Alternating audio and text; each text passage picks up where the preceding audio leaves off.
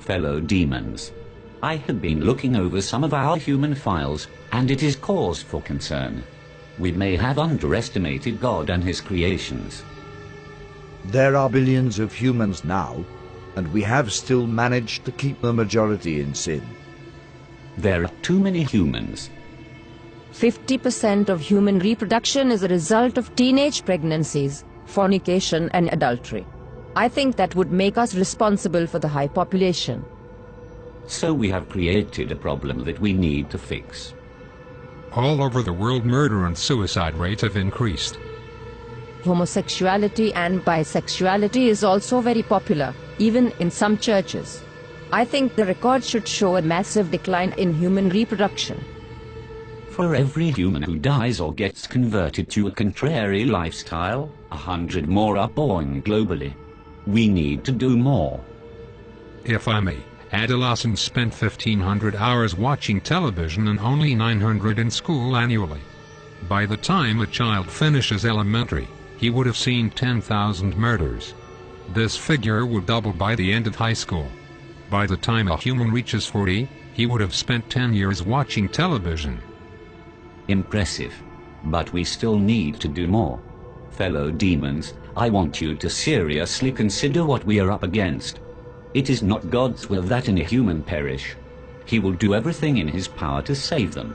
It is our duty to make sure they perish. Am I making myself clear? We have been targeting Christians and have destroyed the desire of many for God's word and prayer. Many do not fast, or even witness to those who are perishing in the act of sin. We have nullified the effects of many churches on the community. The reports of people getting saved has been reduced by 64%. I think we are doing a good job.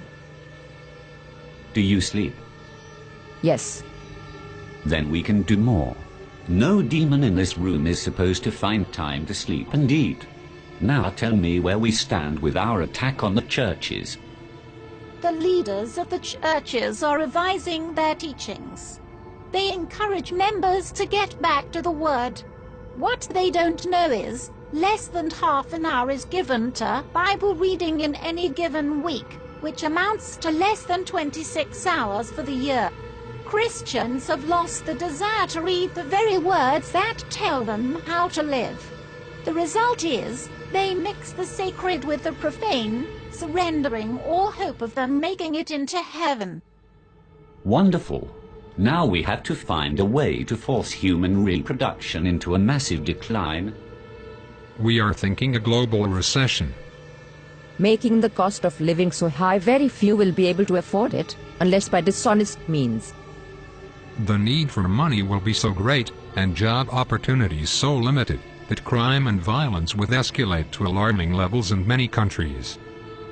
Guns will fall off the market like chewing gums. The prisons will be overcrowded. The graves will expand like hell itself. That should take care of 15% of the population. What else do we have? We can use their own bodies against them. Worldwide pornography. We introduce this on all levels, from billboards to public newspapers. We make pornography an occupation, a career. We will make pornography freely accessible by everyone. It will become a way of life for many, a secret door to pleasure. Nudity is marketable. It is 80% of the population's interest. We start from the mild. A star girl in the daily newspaper, wearing nothing at the top. Then as the desires increase, we introduce more until a man's appetite for sex cannot be satisfied with having just one partner. Adultery and fornication will become an acceptable way of life, even in the church. The scent of sin will go up into God's nostrils. The atmosphere will be utterly polluted with what he hates. Humans will think of nothing but sex. Wouldn't it contribute greatly to our problem? Not if there is a way for humans to protect themselves from pregnancies and diseases during sexual activity. Imagine what will happen if humans had a way of having sex without fear. You are thinking birth control. Yes.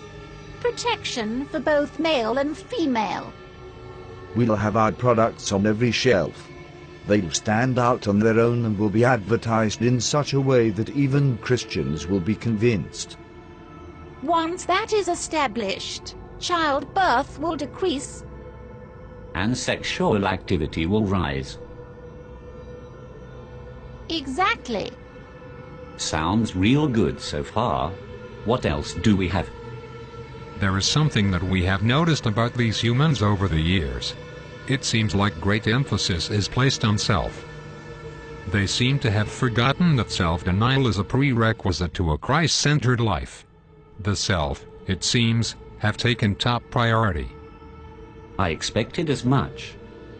We think it would be good if we applied even greater pressure in this area. Spice up this world a bit. Make material things a lot more attractive to the human eye. This will increase their desire for gain and decrease their passion for God. Men shall be lovers of pleasures rather than lovers of God. Humans have always preferred instant pleasure above spiritual gain. They spend more time on themselves than they do with anything concerning God. Indeed. But all these are outer attacks.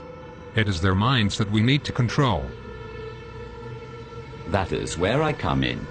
I will tell you of our inevitable victory. Within the confines of these walls, there exists a secret chamber. Within that chamber are thousands of demons that have been undergoing extensive training. These demons have read the human manuscripts hundreds of times and have committed the concepts to memory. I refer to them as the New Age seducers. How effective are these seducers? They can convince a man to become a woman. They will convince men to kill themselves for no reason. They will seduce men into having sexual relations with animals. That should turn the stomach of heaven. Precisely. Men will turn on each other within their own groups. The church will be against the church. Politicians against politician. Family against family. The seducers can accomplish this? Without a doubt. Once each group is divided, they'll be unable to stand. There will be some who will only listen to the voice of God. A minority at best. Humans no longer see the need to protect their minds, thanks to our influence through the media. They entertain every thought, every fantasy, and every lust. Many don't know who they are, or whose they are, and that is a great advantage for us.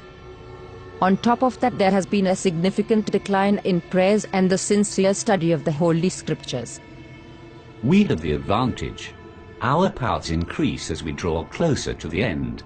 It is time we exact our revenge on God for kicking us out of heaven by sending as many humans to hell as we possibly can. So we go all out this time. I do not want to push God's hand too quickly. I want to savor every moment. I want to watch Jesus beg for these carnal beings till his heart bleeds again.